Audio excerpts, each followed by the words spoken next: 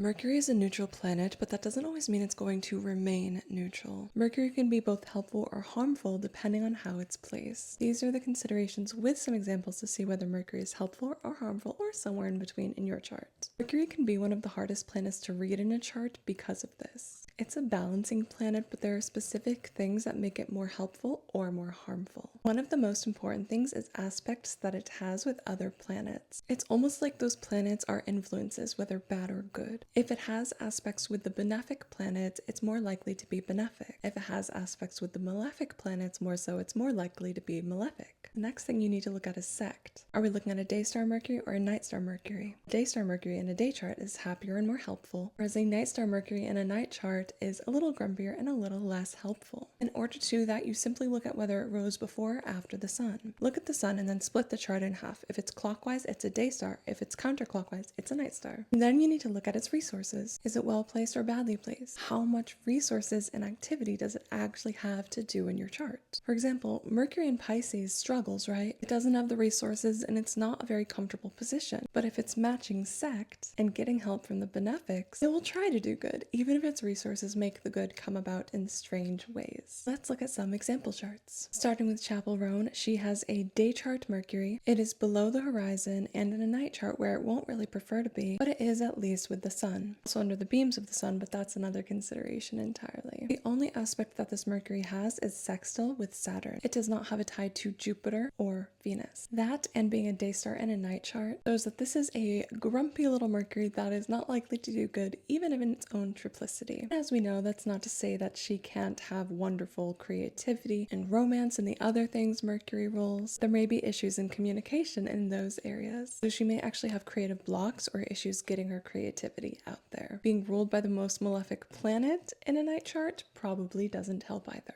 In my opinion, Dua Lipa is an example that is truly very neutral. It is a night star in a night chart, so that automatically makes it a little more helpful. It is opposing Saturn, but it's also square with Venus, so this will generally do some good and some bad, maybe leaning a little bit more on the benefic side. And here is Dame Julie Andrews. She has a night chart Mercury in a night chart. She has a night star Mercury in a night chart, so once again that makes it more benefic. It has aspects with Venus, Jupiter, and Saturn, but the benefics are outweighing, especially because it's conjunct with Saturn. Being present with the moon, its sect ruler, is helpful as well. So I would consider this to be a fully benefic Mercury and most likely ties into why people love listening to her speak. I hope this helps. Let me know your thoughts in the comments. Bye!